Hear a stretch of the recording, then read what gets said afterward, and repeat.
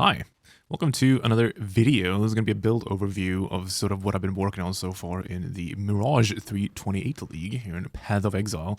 We're about a week and a bit in. I wanted to get this out a little bit earlier, but it's been a lot of farming to get this guy going, and I've been working on it quite a bit. So finally have it in a state where I think, the first sort of week one update video will cover a lot of cool stuff, and I'll have a lot of cool stuff to show, so I'm pretty happy with it. So what are we playing? Well, I'm playing a Spark Aura Stacker, playing it like it's 2020 again. It's been a while.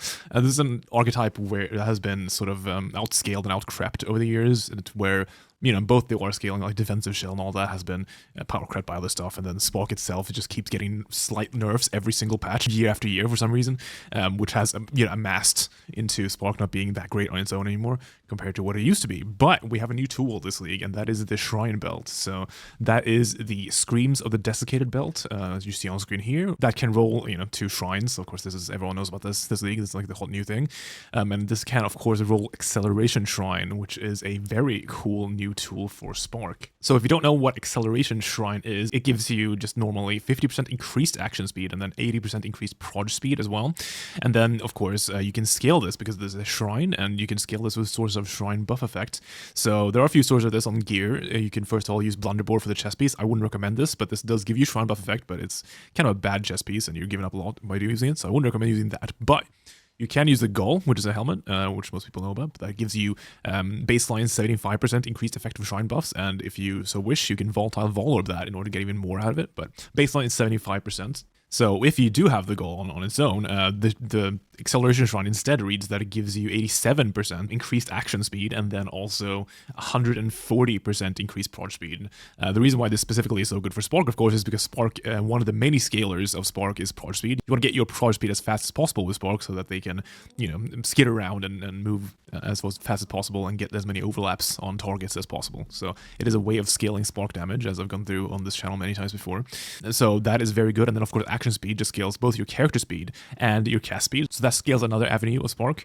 So it gives you multiple ways of scaling damage, and it sort of, on its own, sort of undoes a lot of this tiny nerfs that have amassed over the years to Spark, to where I think it's actually pretty good right now with this belt. I don't know if this build's like broken or anything. I don't think that is true, but it is very fun, and you get close to double action speed, which is pretty absurd. So action speed is a more multiplier to all the sources of speed, right? So if you have a character with, say, 300% move speed, if you have 100% action speed, that 300% becomes doubled, so that becomes 600% move speed. So that was sort of the whole idea of this. We're going the old Aura Stacker shell, where you're stacking, Aura Effect and Reservation, and to just stack a bunch of auras on the character and stack Aura Effect on them. And this will scale those and give you, max res and damage, and also a lot of speed, because, of course, we're using Haste Aura. Haste gives you a bunch of move speed that gets scaled by the Aura Effect, and then that gets multiplied by the action speed. So the whole sort of concept of this character, which originally, Will, as usual, sent me this setup originally, and then we've sort of been tweaking it, over the league and stuff. And this is currently where it's at, and I'll keep working on it from now. But originally the whole idea is just go fast. You can go so fast with Acceleration Shrine, and I wanted to leverage that. So that is sort of, it just looked very fun. It's not the giga highest damage in the world, but it's pretty good, and not the tankiest in the world, but again, you're pretty good. And this can scale very highly, and it's been very fun. It's finally up and running all together now, and obviously while still having a lot of ways to go scaling wise, for me, this is definitely in a good state to where I think I'll show you and go over sort of what's been going on. So let's take a look, shall we? So here we are in game. This is the character hanging out the menagerie. Feels just like home. So yeah, we are moving around. We have our character, and you can see that we are quite fast. This isn't even with any of the action speed or whatever. Like obviously this character has like tailwind boost, right, with onslaught on them and stuff, which is not active right now, and still this is you can see you really zoom around, and even this is like half the move speed probably if you add in like the tailwind and stuff. So yeah, this character has like 600% move speed or something when you have your stuff up, so that's very fun. It's like you kind of feel like a heist runner or a lab runner, right? Which has been very cool. Then you have like phasing and stuff, so you really don't need movement skills on this setup, and you can just run around all crazy style and enjoy yourself. So it's been very fun. And then of course you have like loads of cast speed because you're using Acceleration Shrine and scaling a bunch of cast speed, so you can just like go crazy and freak out like this. This is like, I dropped about a bit of cast speed as well, and I think this sits at around like 20 something cast per second right now. And you can make that even higher if you so wish. But yeah, it's pretty cool. So yeah, that's the whole thing. So let's sort of go over sort of what we're doing here. So we are stacking a bunch of auras, as you can imagine. This is an archetype I used to play a lot back in the day before it was it's been gotten worse and worse. But I used to play a lot back in like Sanctumly, I think was one I played, and then also in Toda I had an aura stacker spark character that was a little different. But yeah, you're stacking a bunch of auras. So you can see I'm using Flesh of Stone, Haste, Purity of Lightning, Discipline, and then in here I'm using Purity of Elements, Wrath, Grace, Zealotry, and Malevolence. So these are all 50% reservation auras. You see I have a lot of these, and then also we are using Clarity and Arctic Armor alongside Precision. So this is quite a lot of auras to have, but that is the whole idea of the character. In order to fit all these in, we are playing a Guardian. Guardian has the 50% increased reservation efficiency ascendancy, which is a very powerful mod. It is not only mana, it is life as well, and we are using our hybrid pools here, so we are indeed reserving some of the mana in order to fit even more stuff in. And then these are getting scaled by a bunch of aura effects. So this is the classic setup of voices and introspection clusters that you've probably seen on a bunch of different builds, where it's just a reservation small passes with introspections at the end. So you see I have 3 voices here, and then 7 small passes with aura reservation and introspection. And damage wise, we are gaining flat from obviously just skill levels on the spark level, on the spark gem itself, and then also I'm using nebuluses here. So this is the classic old nebulous setup. Nebuluses have changed a little bit, so they now give you sort of similar like before. They give you increased elemental damage per fire, cold, or lightning res above 75. So this is not like overcap, where you can just scale it forever and ever to get percent damage here. Unfortunately, that would be really good, but no, this is just like your resists up to your cap. So it's up to 90 if you're 90 max res, which we are here. So in total, if you're at 90 auras with a nebulous, you get 450% increased damage, which is pretty good for one of these. And then also now they actually have a mod on them which scale the implicits. So nebulous is a synth item, so they get random implicits on them. So or random synth implicits, of course, from the synth mod pool. And now on the actual item itself, they have a mod which says increased implicit modifier magnitudes on it. So it actually scales up those implicits, which is kind of cool. Something that nebuluses didn't used to have. But you can see that on the nebulous here, I have the explode mod, which is pretty cool, and then spell damage and dex. So these by default, the explode is a 15% chance, and then the spell damage roll I have there is caps out to 26, but with the 104% increased modifier magnitudes on the nebulous, it becomes a 30% chance for explode, and then obviously 53 spell damage. So they're pretty cool, and we're running double explode for some more clear. Eventually, I think I'm gonna use an influence chest to get more explode on there, and that'll give you like 100% combined, which will be pretty cool. But yeah, so that gives you 450% increased damage on both weapons, and then we get our flat from this gem, and also the classic of using, you don't need to necessarily do this on this character. I think the damage will be good even if you didn't do this, but I have a smite in here. So smite, just as an attack, if you hit something with a smite, you get a buff, which grants you added flatline damage. So you can see that the hitting an enemy grants an aura for a duration, and that aura grants 23 to 444 added lightning damage. So this is, it's a buff, that's an aura, so it gets scaled by all the aura effect, and we have quite a bit of aura effect. You can see all the introspection nodes give you aura effect. This mastery here gives you aura effect, so we have quite a bit of aura effect on this character, so that all scales the smite aura, which means that whenever we hit an enemy with smite, we get a buff for, it lasts for like 7 or 8 seconds with the duration scaling on this character. And yeah, that gives you a bunch of flat as well. All you do is just hit something with this every 8 seconds or so, and you get that buff. As you can imagine from maybe if you've seen other builds on this channel, I don't mind hitting a button every 8 seconds, so I'm okay with it. But yeah, I don't think you really need to do this, but it's a nice little damage buff, so that's a source of flat as well. And then yes, of course, we are using the Screams of the Desiccated, so I got a pretty nice 2-mod here. This is, I believe, the second best combo you can get. These are quite expensive now. This was like the first thing I farmed. So usually every league I farm up a Mage Blood, and like the first thing I do when I get to maps and stuff, just grinding that out, because I know that's going to be something good. But this league I didn't really do that because I just knew this build's going to be insane. So I just focused on farming this out. So I got this like 375 div on day 4 or something, maybe, and pretty much just after I got it, like giga spiked. So they're like multiple mirrors now or something. But yeah, I got this one. So acceleration and impenetrable. You get 1 offensive and 1 defensive shrine on this belt. So acceleration shrine, as I went through, is action speed and prod speed. So it basically almost doubles your action speed, and then also gives you a bunch of prod speed, which is really nice for Spark. Impenetrable is quite good because it gives you 100% increased energy shield, evasion, and armor. We are currently not scaling the armor portion of this, but we are scaling the evasion. So I am using Grace, and but this character right now just sits on 35k-ish evasion with just that aura and the belt, so that's kind of nice. And obviously the ES is really nice, give you a bunch of % ES, so have a bit of it here. This can go up a lot further as the character keeps scaling, but right now we're at 11k, which is pretty nice. Definitely not the squishiest thing in the world. Can use armor as well if you want to make full use out of impenetrable. You can throw on determination, but you would probably drop Flesh and Stone and Arctic Armor, and then put Determination in. You can fit that in. I have popped that with the reservation I have. It would give you like 40k armor or something for free, which is like pretty cool. But I think it's just better to do the generic DRs from Arctic Armor and Flesh and Stone for this character, so I'm doing that instead. But yeah, that's the belt, and then of course the downside of not being able to use any flasks. You can use instant flasks. That's why I have all these writhing jars. These don't really do too much. The worms. There are some on-kill things on this character. Like I have Frenzy on kill from the ring, so in theory I could, if I need some charges, I can throw out some worms and kill those, and I can get some charges on kill every once in a while. But yeah, they don't really do much. But might as well put some writhing jars in there, because why not? Of course, we can't use flasks, so that means we're doing the classic, like everyone using this belt to do, and we are taking the Nameless King bloodline to get a ring slot, and also being unaffected by poison, which is nice. Which the downside of flasks not working on you, or utility flasks being disabled, obviously it doesn't do anything because you can't use those anyway with the belt. So yeah, that's pretty cool. So we get a third ring, and then yeah, we're wearing a goal, which scales the shrine buff effect. So if you stack, so of course we're using elevated tailwind on the boots here. So the tailwind plus the goal shrine effect here makes it so that we have about 100% action speed, so everything gets doubled, which is part of why this character is so fast. So why is this character so fast? Well, haste aura gives you a lot. So both the default haste, gives you by default 18% increased movement speed, right? And then that gets scaled by aura effect, and then that gets doubled by the action speed. And then you have Vol haste as well, which once you click that button, that goes crazy as well. And in the start of our movement skill, since I don't have one socketed in right now, you could put in like a flame dash if you want to go up ledges and stuff. I haven't really felt the need, like this character is so fast, but I'm using an automation setup with phase run and withering step. So these usually can't really be used together if you use them manually, but if you automate them, it actually does work.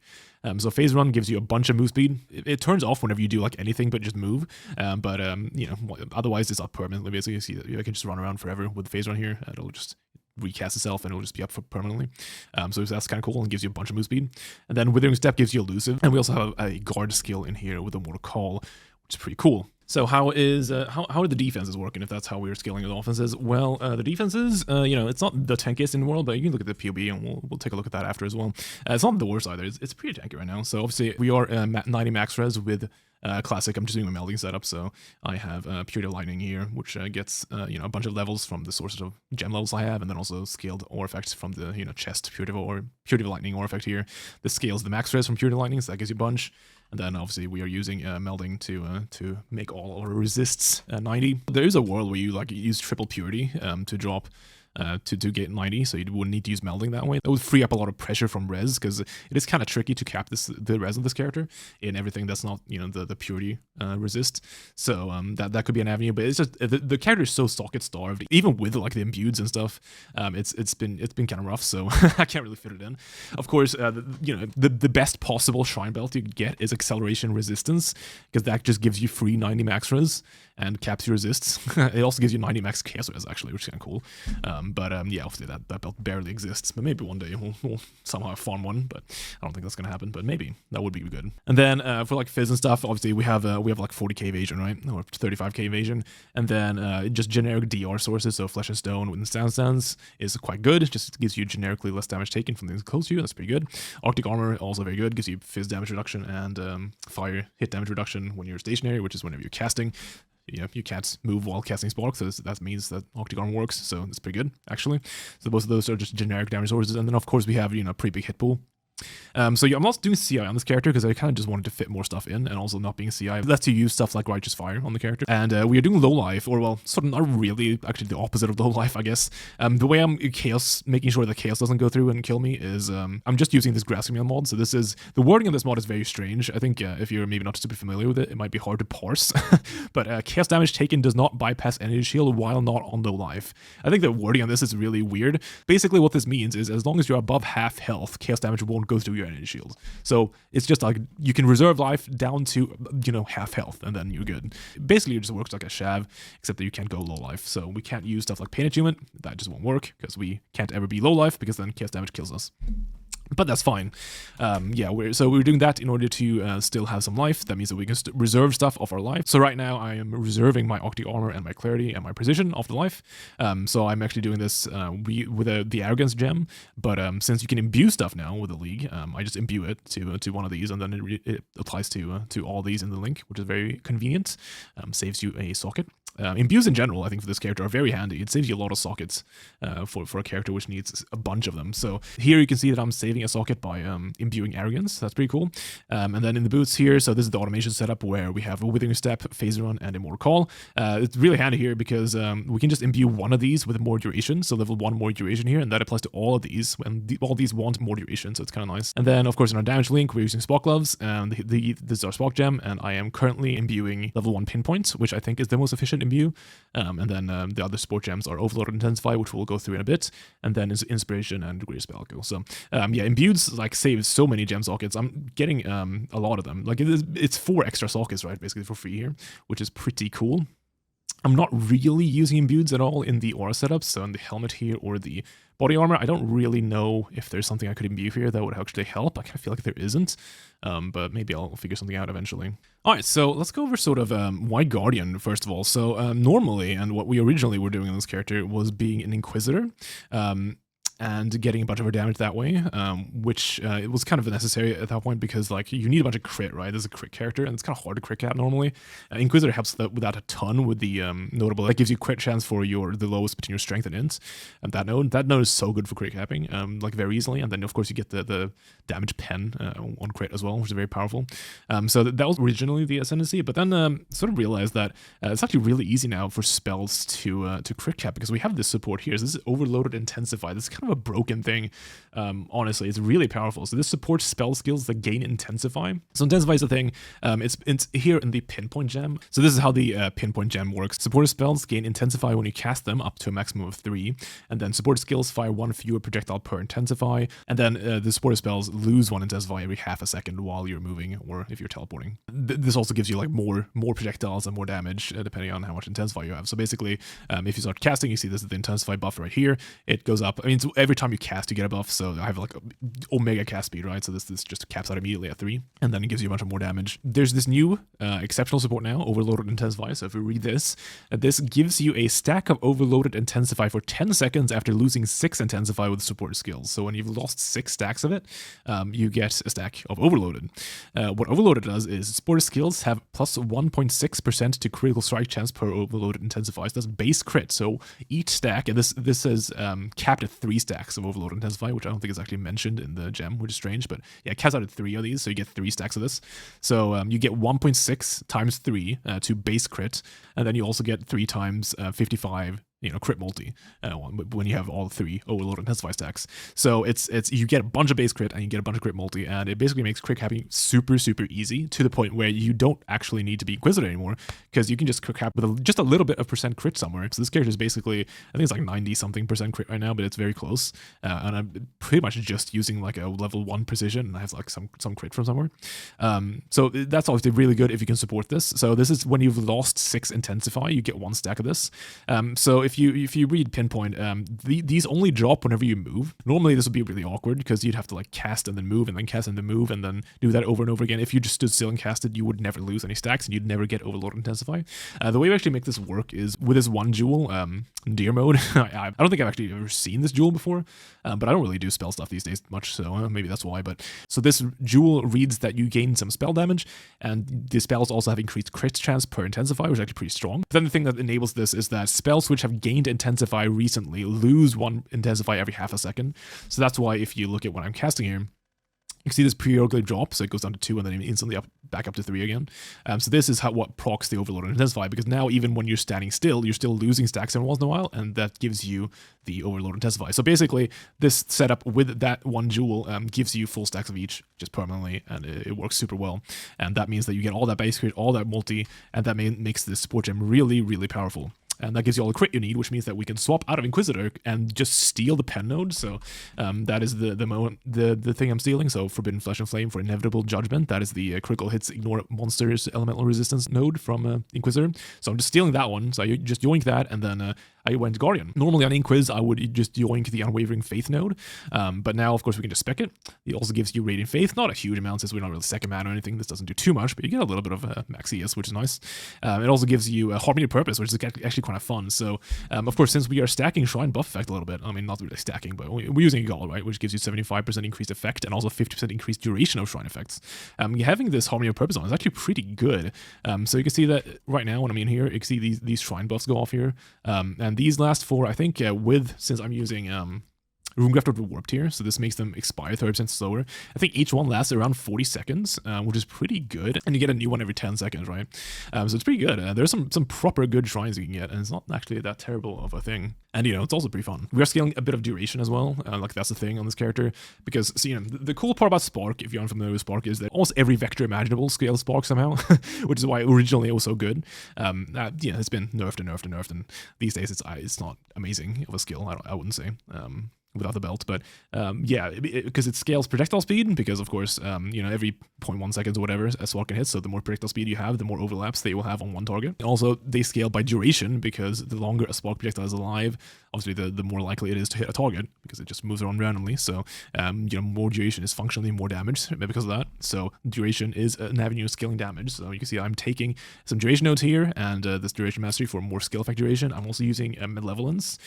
So this is an aura that normally just gives you, I mean, you read this and it's like 22% more damage over time, and that's like what? It doesn't do anything, right? But it's literally just here for that you and nearby allies have 22% increased skill effect duration, because that gets scaled by the aura effect and becomes like an increased duration mod, obviously. So this aura is actually really powerful, just damage-wise, which is kind of funny, but yeah. So we actually have quite a few sources of increased duration on the character, which, scales this stuff as well. So it's pretty cool. We have shrines here, so that's pretty fun. So we get to be Guardians and do fun Guardian stuff. And because of that, somehow I've played Guardian 2 leagues in a row now. I don't really know how that happened, but yeah, we are. That's what we are. Now, one thing you might have noticed already is that I'm using the transfigured Spark. So this is Spark of Unpredictability. You might wonder why I'm using this and not something else. Whenever you see Spark characters these days, I feel like most of them actually use Spark of the Nova, which makes it so that it just fires a Nova around you. It's sort of like the old Hellman chat. Decided to use Unpredictability here from the advice of Will, and just wanted trying it out. I've never used this one before.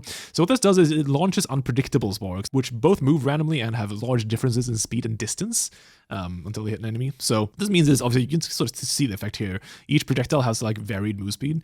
So this is really good single target for multiple reasons. First of all, the fact that they're varied means that each cast has more likely chance to hit the hit cap of spark, because they reach the enemy in varying times instead of all at once, because there's of course an ICD on spark. With the varying move speed and stuff, you can get situations where like these really slow sparks that get shot out, sometimes they just sit on the boss, and they can also move like backwards, giving you like guaranteed hits. So for single target, as far as I can tell, Spark Unpredictability is actually a lot better. So that's why I want to try it. But I think this is like a preference thing, honestly. And like with this amount of like cast speed and stuff, like you have so many sparks anyway. I don't think you really need Nova. Like like look at this stuff. You just have sparks everywhere. But yeah, that's why I'm using Spark Unpredictability. It's been pretty good. So otherwise, on the gear side of things, the chest piece, nothing too crazy here, just Chaos Res, Reservation, need all that stuff. And then for the implicits, obviously Aura Effect, and then the Purity Aura Effect for the extra max res.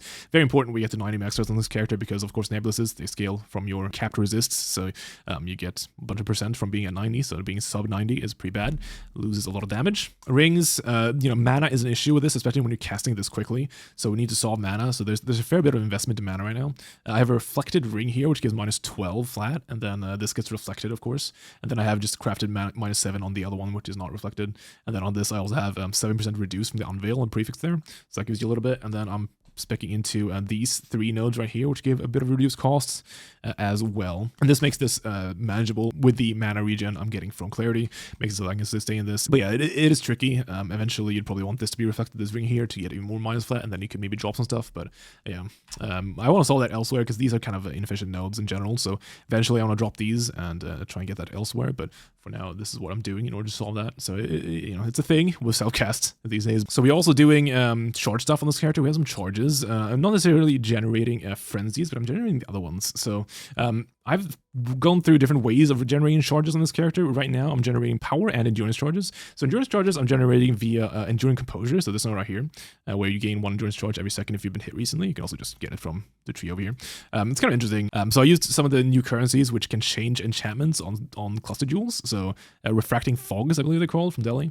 So these are currencies where you can use it on a cluster jewel, and it'll just re-roll the enchantment and nothing else. So you can change anything into anything else. So that is how I made this. I just got a jewel with Enduring Composure, which is normally an armor cluster node, and then I just re-rolled the enchant until it hit reservation. So now I have a reservation cluster with this node here on. So that's kind of cool. You know, I'm basically giving up an introspection for it, which I think is worth right now in order to get endurance charge generation, which is kind of nice. And then this charges the Immortal Call I'm using on automation. So automation Immortal Call, you know, obviously it's not the best setup. It would be better to have like Cast When Damage Taken setup, but for just saving Stalkers right now, I think that's pretty good. And the uptime is actually really good because it's, you know, one charge every second. Every time this Immortal Call goes off, it'll eat up the full 3 charges I have to both give you a stronger buff and give you more duration. I believe the duration on this right now when I have full charges is like 4-ish seconds. I think it masks out to having about, you know, 65-ish% uptime right now, which is pretty solid. Honestly, it's not bad.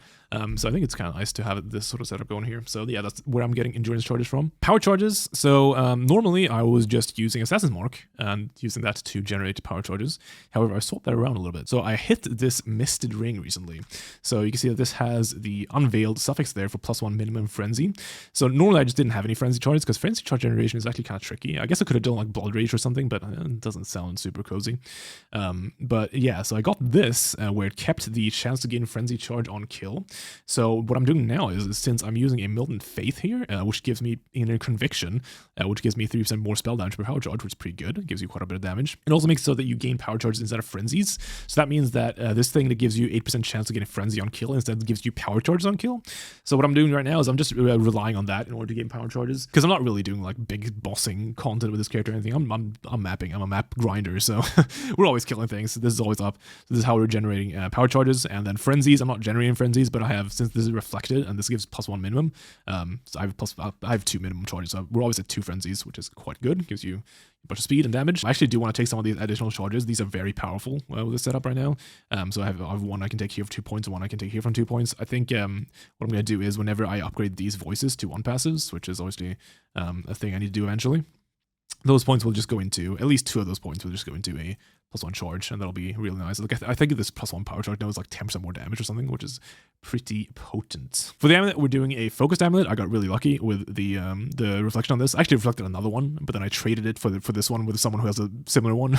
So the one I reflected had minimum frenzies on it, but I realized that sort of gimped this ring where it made the +1 to minimum frenzy did not do anything. So I just found someone on trade who had a equal one, but with minimum endurance instead, and then I just traded it for my one and a little bit of a tip because obviously they sell for the same amount, but I just wanted some one with min endurance. But yeah, this is what we're using. +8 levels, just tons of damage, really cool. Hit this on my first mist. I've been pretty lucky with my reflections this league, I'm gotta say. It's been good. Last league was so painful with reflections, which maybe you're familiar with if you followed along with the stuff back then, but yeah, actually hit a good one here, so that's the amulet, nothing too crazy there. And for the boots, we're doing the Giga Speed boots. So this is, again, Elevated Onslaught, Elevated Tailwind. And then for the prefixes, this is where we're getting our Pierce. So you do want Pierce somewhere. You don't need a ton of Pierce. I have done a lot of Spark in the past. So I remember some of the stuff. There's a lot of research done into this in the past, and I believe like at a certain point you basically need, if you have enough projectiles on your skill, you only really need like 1 pierce for a single target, if even that, in order to maximize all the different hits, assuming a decent arena. But then for clear, you would want a few more. I think 2 pierce with like this amount of prod speed and this amount of projectile and stuff is super fine. So you don't even need to elevate it, but you could elevate that mode and get 5, and that'd be good as well. You can also grab, if you are pathing to the right here, which we could, if we so wished, we could like swap some of this stuff around and go to the right.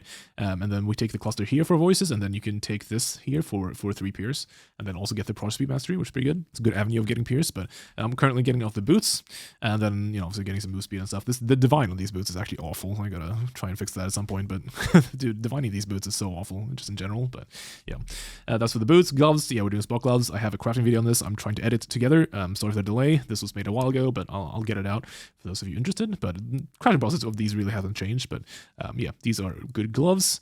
Gives you a bunch of spark damage. That's where you put your gems. And then for the third ring, because of course we have 3 rings, just using a synaptic. So it's a little tough getting max res on this character. You of course need a bunch of max res in order to make yourself have 90 max res with melding, because melding gives you -4, right? So we need a bunch much a source of it. So other than the purity scaling max res, I'm also getting it off a rare jewel here, which gives 2, and then this synaptic ring gives another 2. This is one of the new breach bases from last league. So this is actually a pretty juicy one. I got the temple modded prefix there, and then multi all res, and then dex for requirement stuff, and then yeah, the reduced mana cost on the prefix. And then also I believe actually this one gets +1. Yeah, here we go. So this Milton Faith, which I'm using for my timeless jewel. This gives you, 1% increased aura effect per devotion. I believe this character has like 170 devotion right now or something like that. So it gives like 70% aura effect, and also some percent damage. You can the core on this one is obviously the percent increased effect of non-cursed auras. You can do like anything with the other mod. You can get cost reduction on there, which is really good. You can also get auras, which is actually quite nice because getting auras on this character is kind of tricky. So that'd be a nice one to get. I got increased elemental damage because that's the only one that existed with this seed. And then this replaces this one node here to also gain you +1 max res, which is pretty efficient. Didn't really replace much else. I believe I can also get Arcane Surge on hit here, which would be kind of nice to get for 2 points, but yeah, I don't really have 2 points right now. One day I'll be able to grab it. As for like other stuff on the tree, unnatural here, of course, because we're using Milton Faith, gives you devotion per node you have allocated in this area. So this unnatural gives you a bunch of devotion because it counts as all these here. Unnatural does unfortunately disable the small passives in the area, so it does kill, for example, the skill duration node here and this int node, which is strange that I tattooed it, but I have tattooed it even though it doesn't do anything. But it's kind of nice because this one actually doesn't get deleted by natural. This is sort of weird how this works. This is because the small passive nodes here gets dominated by the Milton Faith jewel. So this actually overrides the unnatural. It's kind of weird how that works, but since it gets dominated by the Milton Faith jewel, you still get the 10% increased duration from this one node. So this unnatural actually only shuts off this one skill duration node here, which is kind of cool. But yeah, so this one gives you a bunch of devotion, also gives you, these nodes are just good on their own. You get cast speed and area AoE here. So cast speed is good damage, AoE scales your explosions, which is kind of cool. Then, yeah, Forbidden Flesh over there. I think my other Forbidden Flame is here. So this is to get the crit pen node from Inquisitor. That's a lot of damage, like it doubles your damage or something absurd. It's very powerful. Then a rare jewel here, just like int crit chance. The crit chance there could be anything. You can get multi on there. You can get any generic damage stat, and then +2 max res, and then the reservation. Reservation is pretty tricky to get. You need a lot of it on this character, so getting it whenever possible is nice. And then I'm using a Watcher's Eye. So Watcher's Eye mods, there's a bunch of stuff you can use, of course. That's the nice part of being an aura stacker, is you're using like basically every aura ever. So you can, Watcher's Eyes, you can get anything you want pretty much. What I'm getting from this is ES per enemy hit. This is really good as Spark. So Spark hits a bunch of times, like a lot. So any sort of like instant leech is very powerful. So you can see that I am taking the leech nodes here for the instant leech mastery. So I'm getting that, and I'm also getting the ES on hit from this Watcher's Eye. This is a lot of recovery, all these together, because yeah, Spark hits so often, so that's pretty badass. Also getting Chaos Res while affected by Purity of Elements. A very nice way of capping Chaos Res, because I'm just this node plus this chest piece, and that's pretty much enough to Chaos Res cap alongside, I think one of these small clusters has Chaos on it. I think maybe this one. Yeah, I'm getting Chaos Res from these two as well. That gives another 20. And of course, as I mentioned, Nadir mode, this is required in order to make the overloaded intensity support work. I am tattooing on Runegraph of the Warp here. As I mentioned, this gives you buff expire rate slower, which is very good for the Shrine node here. Shrine node, I think, is actually generally quite good on this character. It's pretty nice. A lot of those buffs do give you quite a nice little section of benefits. I'm also using Righteous Fire on this character. So right now I'm using regular Righteous Fire. On its own, it kind of does hurt a bit, but right now, actually, I can't sustain right now because you can see I have a replenishing shrine up, which gives you a bunch of regen. It's getting ES regen because I'm taking Zealous Oath, so it converts that. Even when you don't have this shrine up, though, you can sustain this in like mapping content or like bossing content because we're using Zealotry, which gives you Conk Round when you hit rares. As long as you stand on that, it gets converted to ES regen with Zealous Oath, and that is enough to sustain this.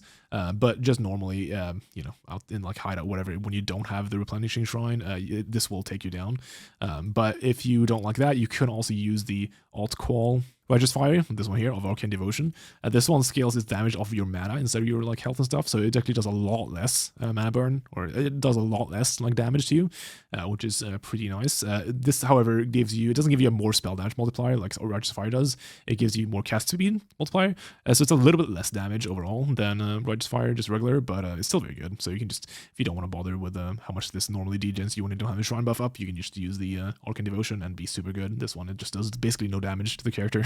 it does a little bit. But yeah, we're doing that for the extra spell damage. That gives you 44% more spell damage, which quite a bit of damage. I am tattooing every single int node.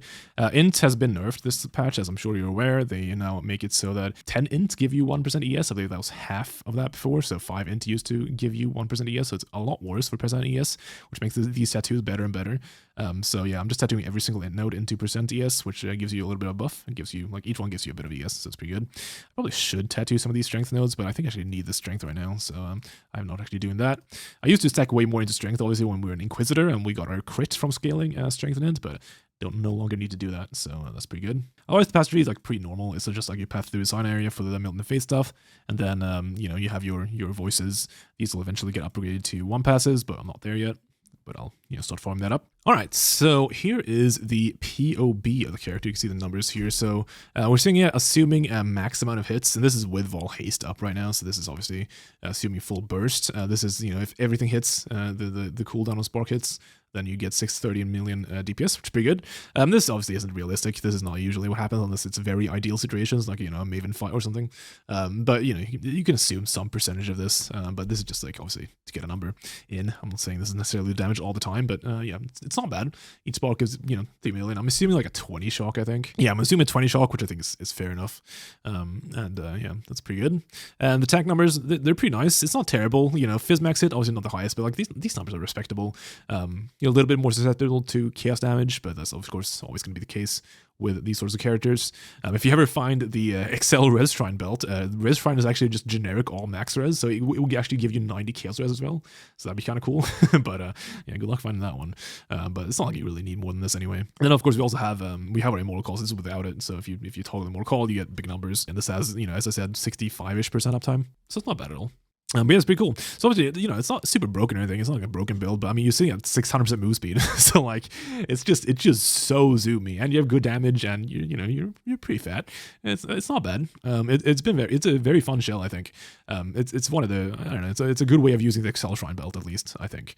I'm having a lot of fun with it, and like, I mean, the ceiling of this is very high. Like, this is still very early. We're only like a week and a bit in, right? And I mean, I have been farming very hard in order to get this. If you stopped by the stream, you might have seen I've farmed a lot. Yeah, I mean, this is such room to grow, which is of course my favorite type of character. I'm probably gonna be playing this for weeks on end and making it better and better. But yeah, this can like double. Like all these numbers can probably like double or even more than that, assuming you know, you juice it enough. So that's very fun. Some stuff like right now I'm not fully stun immune. I don't know if that's gonna end up biting me in the ass. Maybe I do want to get some stun immune somewhere, but I'm actually just relying on the Brine King Pantheon and the innate 50% chance to avoid stun from having ES. I don't know. We'll see if that's like awful, but that's what I'm doing right now. If not, you can do like the ES mastery for stun, and that might be fine as well. But for now, we'll see how this goes. I don't know if there's anything better you can do with these flasks. I won't look too much into it other than just writing jars. There's the one flask that gives you charges when you use it, Doge's Elixir or whatever. You can maybe throw one of those, and that would do a lot of damage to you though, because it like hits you for 80% of your ES, I think. But I mean, you would recover that pretty quickly. I can see that the leech rate here is like really high. You recover a lot of leech from the spark hits. But yeah, I don't know. For now, we're just doing the writhing jars.